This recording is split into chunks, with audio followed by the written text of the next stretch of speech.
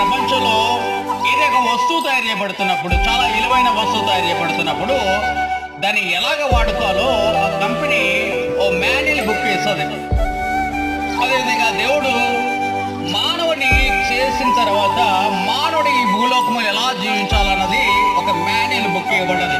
అదే పరిశుద్ధ గ్రంథం, దాన్ని బైబిల్ అంటారు. దీన్ని గ్రీకులో బిబ్లాస్ అంటారు, అంటే గ్రంథం అనే మాట. బిబ్లాస్ అనే మాట అర్థం ఏంటంటే గ్రంథం, అంటే గ్రంథాలన్నింటికి రాజు అని చెప్పడానికి మరొక మన నిర్వచనం కూడా మనం తీసుకోవచ్చు.